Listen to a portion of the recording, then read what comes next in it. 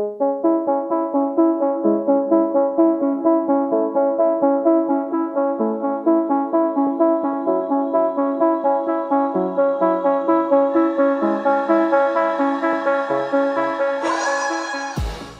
and welcome to the Blackout Podcast, where I get to talk to amazing people who do amazing things. And today I'm super happy to have another friend with a PhD. Like, where do I make friends with all these learned people? Super awesome social justice advocate, Hailie Tattrie. Thanks for coming to the podcast today. Thanks for having me. I remember I saw a post of you on LinkedIn. I'm like, okay, I need to talk to this person. It's like, Thanks. You had a very opinionated post, but it wasn't like preachy at the same time. It's like, this is what I think, and this is how, like, I want to express myself. And I'm not telling you, like, I'm not trying to convert you or whatever. This is just my thoughts, Yeah. you know? And I love that because sometimes, posts can come a little bit preachy. So before you get into the social justice thing, like, when did the writing thing come? Like, have you always been writing or? I've always liked to write, yeah, like even as a little kid. And I remember I won like a poetry contest when I was just little, and I like to pretend to write books and things like that. And that's like kind of just grown as I've grown, and it's translated really well into academia. And I actually love writing essays, which I know, yeah, that's what a lot of people's reactions are, but I love it, yeah. Like, even back in high school, you've always loved it, or? Yeah. What do you love about it? It's kind of like, this sounds so cheesy, but it's like an art form in a way. Like, you have to like kind of like bring the reader through, and you're kind of like making a point with facts. And I think that's like my favorite part about it is I am very passionate about things, and especially like social justice issues, but it's not just like, these aren't just my feelings. I didn't just make this up. Like, there's real hard facts and studies behind this stuff. And that's what I really appreciate about essays and about academia, is being able to say, no, this isn't just my snowflake feelings or whatever people like to call it. Like, there's cold hard data behind this. Yeah. And that's the thing I find that, especially on the internet, like on social media, feelings trump facts. Why do you think that is? I think it's, people are just so like passionate, and I'm the same, right? Like, your feelings sometimes can like get the best of you, and I have certainly been there before.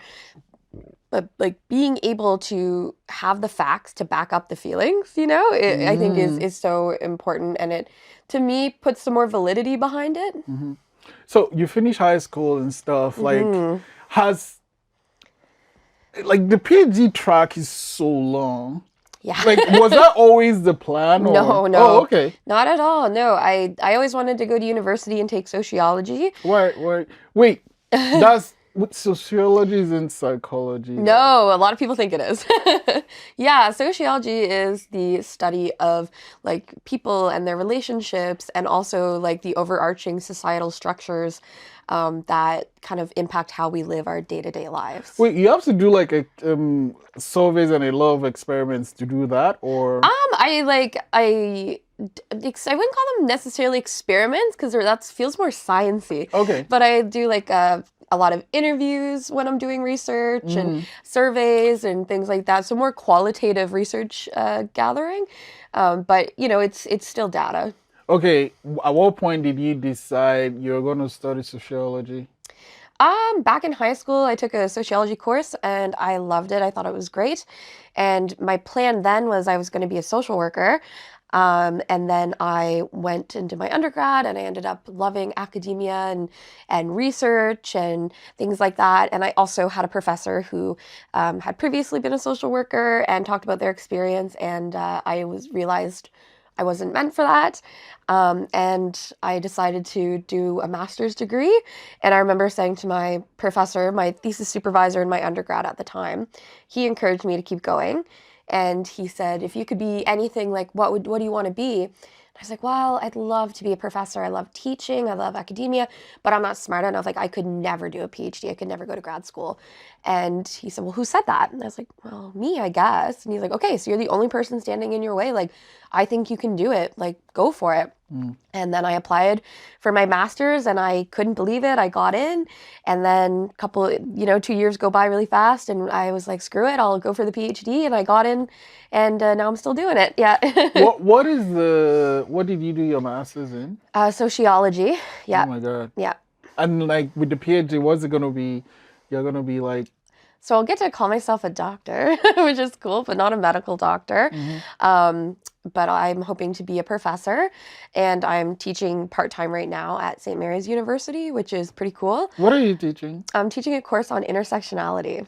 Okay, so I don't want to say 2020, because even before 2020, like that word has just been like there. Kind of a buzzword. But like, what is the easiest, or like, I guess, like, just a few sentences to say this is what it is? Yeah, so intersectionality is kind of a way to look at the world, and it's a way to understand how people move through lives and how do their identities overlap. So how does my experience, not just as a white person, but as a white woman, or as a white woman who grew up working class, or and like sexual identity, how do all those like identities overlap and intersect and impact your own experience as a human moving through the world?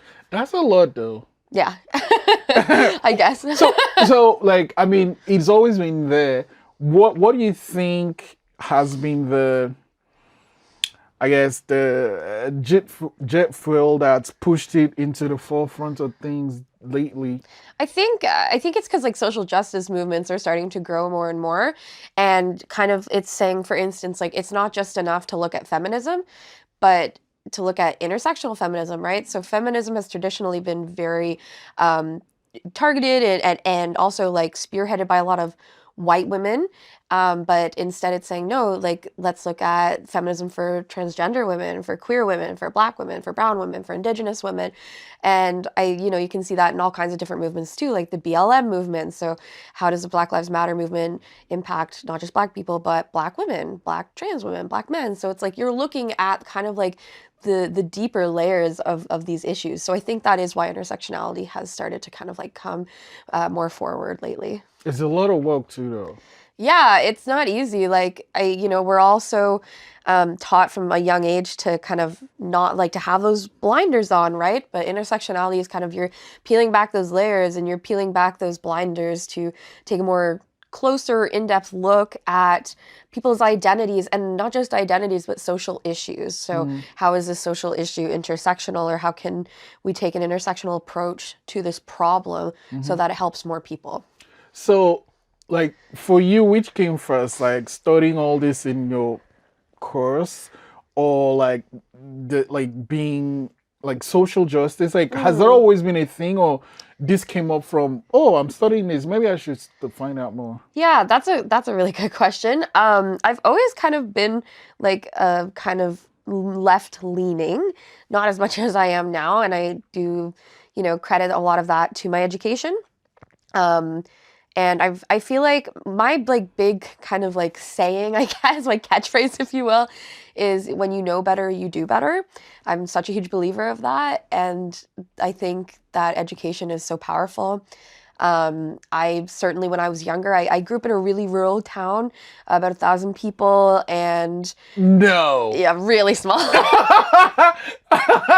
Like, No. so small. Everybody knows everybody. Everyone knows everyone. Yeah. Yeah. Oh my God, no. Yeah, very rural, very like small town.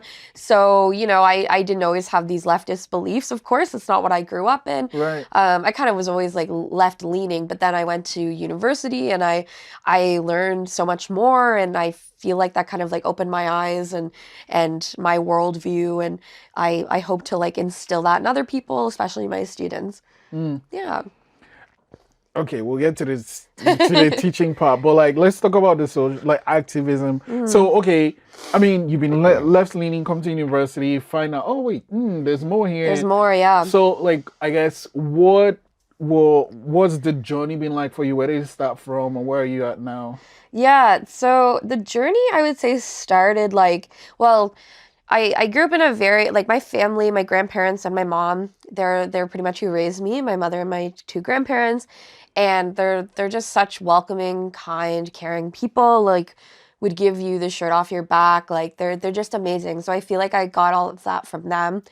And then my world started to, I guess my world got a bit bigger, my worldview, when I was about 14. I went to a leadership summit run by Heartwood here in Halifax. And it was for folks all over Nova Scotia. And it wasn't just for youth, it was for like youth workers and politicians even. And I went to that, it was called Leaders of Today. And that completely like kind of blew my mind. Like I was much more introverted then. I was younger, I was more shy. And I feel like that experience just opened my eyes and I really kind of started to come out of my shell more. Like, for instance, before then I knew that like there were queer people, that there were gay people, but that like the buck kind of stopped there. Right. And then I went and people were like, pronouns and some people are trans and bisexual, and I was like, whoa, what's all this? And it was like such a new world for me. And then I remember like sitting with other young folks my age from the city who were kind of like educating me on this stuff, and I just kind of like blew my mind. I was like, how did I not know this? Like there could like we should talk about this more in my school. And so that kind of was like the springboard that made me realize there's more to the world than my small circle in my small town. And then it kind of just like went from there. And then taking sociology like opened my eyes more than going to Mount A, and you're with other. And Mount Allison in Sackville, New Brunswick, it's like a very leftist university too. And there's some forms of activism there, but I didn't become as big an activist until I moved to Halifax. And I think it's just because it's a much bigger city and there's so much more possibility. And what started, I was like my first month here, one of my friends who I'd met in my program and my master's said, there's a rally. And at the time they were Fight for 15, Halifax. And what is that? So Fight for 15, and there are still some chapters, but it's an organization that pushes for a $15 minimum wage. But we're now called Justice for Workers, and I'm still very, very involved. I have a meeting later today with folks. It's all volunteer, grassroots based. But yeah, I had a friend who I just made, and she said, do you want to come to this like rally, this Fight for 15? It's like pushing for like a more fair minimum wage. And I was like, hell yeah, I want to go to that. And I went and I loved it. And I remember people like, we were taking over the streets, like people were chanting and there was a banner and signs and there were speakers and chants. And I just loved it. And I got more involved, and I've since been quite involved with Justice for Workers, but also other rallies and events I try to go to what I can. And yeah. Why is that important to you? I think it's important for many reasons. Like I think numbers matter. So for instance, like when I can, I try to go to the, Free Palestine rallies and protests. I think it's important to show numbers, to show the government and local representatives like this is an issue that the people care about. I think it's important to also like show solidarity with people who are facing a certain struggle. But also sometimes, like, frankly, it's just like it's a feel-good thing. So recently, I was helping with an event where we were protesting a arms manufacturer at a career fair and kind of saying, shame on you, like you're helping to, arm Israel and things like that. And we were calling for like a free Palestine. And it was a pretty low-key action, but like so many students came by and were so thankful. Like so many people stopped and had a conversation and talked about how much it meant to them to see us there and to see us there like calling for change and saying like we stand in solidarity with Palestine and like so that was like again it was a very low risk action and it was pretty chill for the most part, but like just to see wow so many people support us and support Palestine and we're so happy and thankful that we were here. Like you leave feeling energized and just like you know what, maybe the world isn't so bad after all. Like there's more good people than bad out there, Wow. Okay. Yeah. I like that. Let's talk about the teaching now. I know it's like you're doing the teaching at Mount Saint Vincent? I go to Mount St. Vincent, but I teach at St. Mary's. I know. It's okay. confusing, yeah. So that's cool, and that's Yeah. teaching, and I guess what are you? You're teaching intersectionality, and what's your like? How do you prepare for your class? I guess. That's a good question. And I should note, I've only started teaching like in January. Like this is very new. I've had experience as like a guest lecturer, but I've never had a class that was like just mine. But I do the readings. I can't skim them or skip them because I'm the professor, so I should probably know what the readings are about. So I'll do the readings, take some pretty in-depth notes, and then I'll create a PowerPoint and kind of write notes and discussion questions for students and then just go to class and take it from there. But I don't really practice beforehand, and I more so like it to be a discussion with each other and not just me sitting there talking to them the whole time. Nobody likes that. Yeah. What do you love about teaching? I love teaching because I love learning and you get to learn something new. And teaching is, you're helping to share the love of learning and teach them new things, but also as an educator, you're constantly learning yourself. Like I'm constantly learning from students, like whether it be in the classroom or I also work at the writing center for Mount Saint Vincent, and I learn like every appointment. I pretty much walk away having learned something new. So I think that's another reason why I really like teaching. What is the job? What do you have to do for that job? I just tutor students. So they'll come in with like an essay or just a question and we'll go through it together. And I've made some cool relationships through that. Like I have students who come every week and it's like, hey, how are you? Like, let's get down to it. How's your paper looking? And some students, like they only come once and that's fine. But that's like another space where I get to kind of practice that love for teaching, but also learning, right? I'm always learning from students. So for PhD, you have to write a paper, right? Yeah, great big paper. What is yours going to be about? Mine is going to be about rural youth in Cumberland County. So that's where I'm from, Cumberland County, Nova Scotia. And it's a big county space-wise, but it's made up of a lot of small towns like Oxford, so where I'm from, and we're not even the smallest. Oxford, the thing. The blueberry. Yeah. Oxley. That's his name. Oh, how's the name? Oxley. I didn't name, but like, because that's like the gas station is right there. So you don't stop and you take a photo with that thing. Big I'm guy. like, yeah, okay, Oxford, okay. Yeah, that's where I'm from. I'm going back to the community, to the county, and doing research in Oxford and other little towns in the area to look at, to talk to youth and youth workers and talk about how can this be a space that youth want to live. So I haven't started data collection yet. I'm hoping to do that in the next few months, where I'll actually be interviewing youth and youth service providers. And what's great about this project is it's not just mine, but I was approached by a local group in the county that's made up of volunteers, but also like municipal representatives, like counselors and things like that, who said like, we want this to be a place that our youth want to stay and not just they graduate and I can't wait to get the hell out of here. Yeah. So I'm really excited to look at that and how can we make this a space that youth want to live and not just live, but thrive.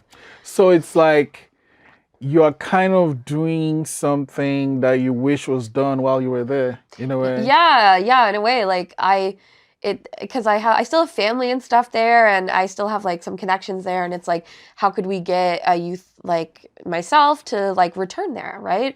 Or to have perhaps like returned after I was done schooling, or how to make it a better spot for youth who do stay there their whole lives, right?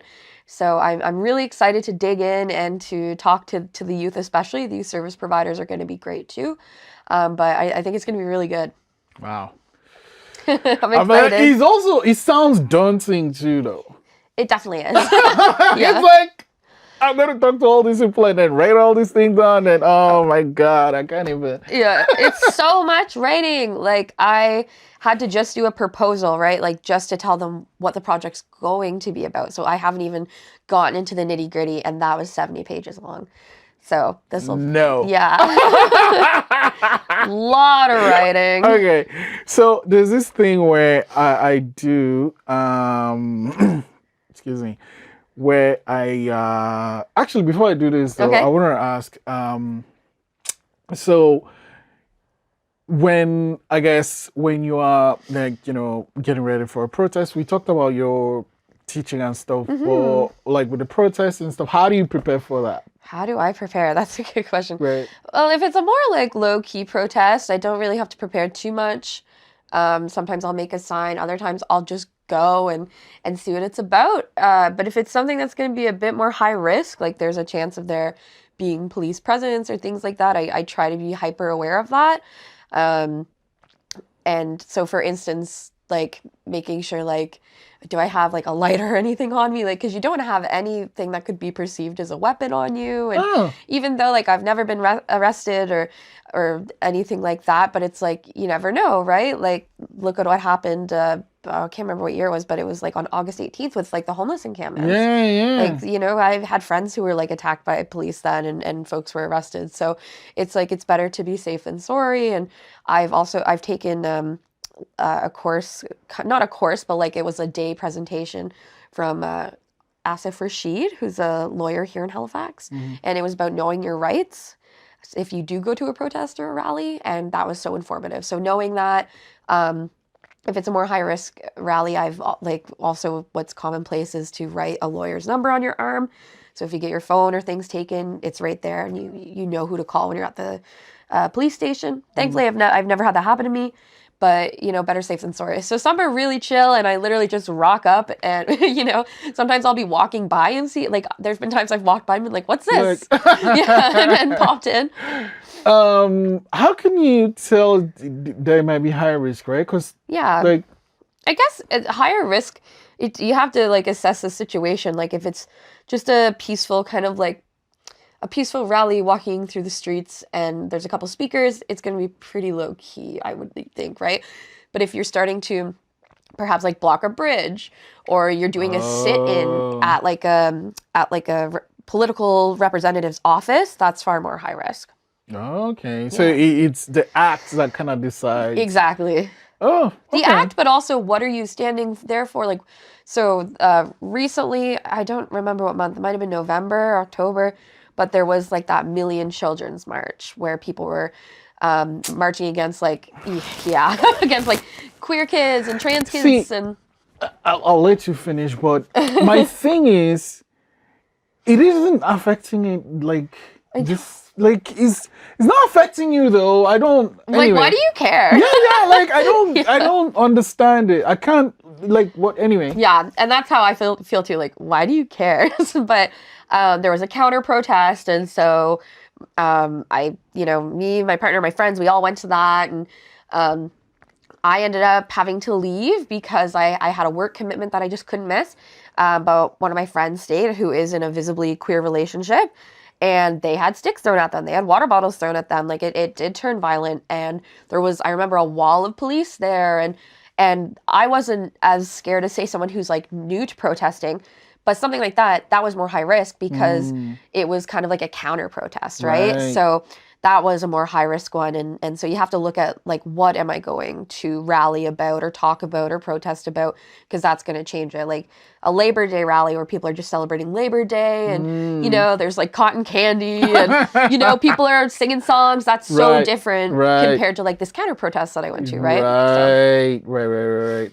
Yeah, no, I can't wrap my mind around that. Like the whole homophobia, I don't understand it. Like, is the one? I mean, there are other, like, when people have the issue, I'm like, sometimes I'm asked, so what is the real problem? Like, what is the real problem you have, and how is it affecting you? And I've never actually been able to get a good answer. Like, how it's not taking money out of your pocket, it's not affecting your job, it's it's not doing anything to you. Yeah, I've always like stuck with and like circling back to education again, because I love education and that's what my PhD is in, is like educational sociology. But again, I really am of the belief like when you know better, you do better. Not that that excuses it. There's some people you can talk to and educate until you're blue in the face, and they're still going to be an asshole. But I do think that that's not everyone. And when you talk to people and they learn better, it's like I really think they can come further, and that's it's challenging, right? Like, because it's like you get into this conversation of like, well, is it our job to educate you? And how do you have those conversations with people who are like putting down like your existence, right? So it's tricky, but you know, there's small steps to take, especially like if you're a privileged person. So like as a white cisgendered woman who's in a straight passing relationship, I have more privilege and ability, I think, to put myself in more harm's way when possible, to have those conversations and to try to protect my comrades who, you know, are in queer presenting relationships, who are not able-bodied or who are people of color. So that's something I think important to remember too. But I really think a lot of it comes down to like ignorance and what have you been taught your whole life? Like nobody's born to hate, right? Like you're taught it. So it's like, how do we undo that? But there are unfortunately just always going to be assholes. Yeah, there's always going to be assholes. Always going to be assholes. So another thing that while you were saying that, I was just thinking like, there's a studying, you know, there's work, there's like your partnership, all these things happening. And then there's all this social justice work you're doing. Like, what's the toll on your mental health and how do you take care of yourself? Yeah, thanks. That's another great, really important question.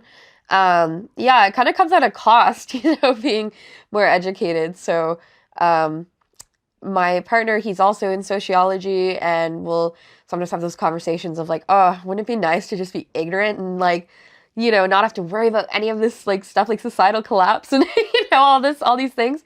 But I guess we just try to like spend time I try to spend time with my partner, with my family, with friends, and to kind of try to like, have moments where I can just shut my brain off, for instance. So like, this might be a silly example, but like I'm into hockey and, before when I was younger and kind of a more uptight, you know, like a fresh leftist, you know, who just become a social justice person.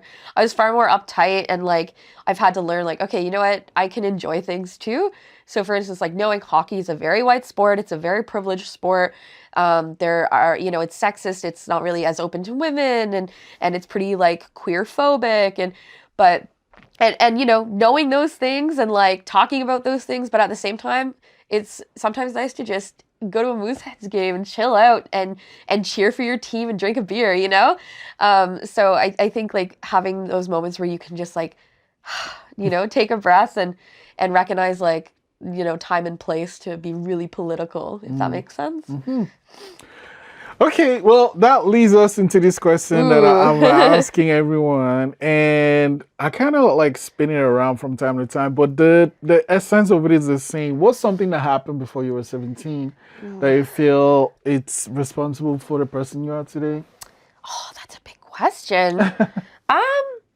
A big part, like that leadership summit I talked about would be one of them, but honestly, I think a big one, this isn't exactly one specific moment, but I grew up very working class. Like, my mother and my stepfather were, like, they were really hard workers. My mom's still one of the hardest workers I know, but we always grew up, like, paycheck to paycheck. Like, there are times, like, you know, why won't the internet work? Oh, crap, it's been shut off. Like, there have been really real moments of that, and certainly we could have had it a lot worse, for sure.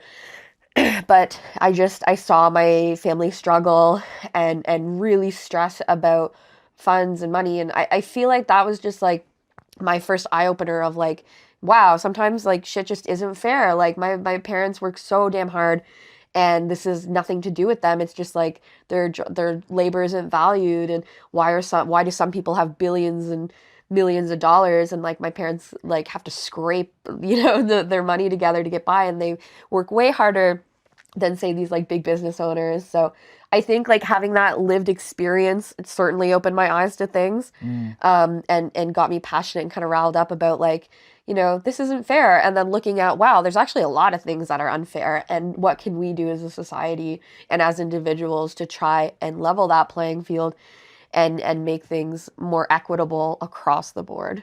Yeah. Make this more equitable across the board. Thanks so much, Hailie. Actually, no. There's one more thing. Oh. So I have this thing I'm doing with with guests that come to the show. It's a super awesome magic. And what you're gonna do is, there you go, get a pen. I'm excited. And I need you to write a number between 1 and 60. Do not show 1 in 60. Yeah, do not show me the number. Okay. Just point it to the camera and then hold it close Okay. to your chest. Okay. Okay. Here we go. Can I show it to the camera? Yeah. Got it? Okay. Do you wanna? Okay, cool. Do you wanna keep it to you because I'm gonna use the arm of your chair for the next part of my magic trick. Okay. I'm so excited. So the number can be one of these cards or more of these cards. I'm gonna ask and then Oh no. and then you point it out. Okay. So the number can be in one or more. Mm-hmm. Is it in here? Yes. Oh, wow. Okay. That's the first. Is it here? Yes. Oh, okay. Is it here? No. Okay. Is it here? Yes. Okay. Is it here? No. No. Is it here? No. Okay, so I'll ask again. Is it in this one? Nope. Mm, Nope. and Nope. so it's in this three though, right? You're sure it's in this one?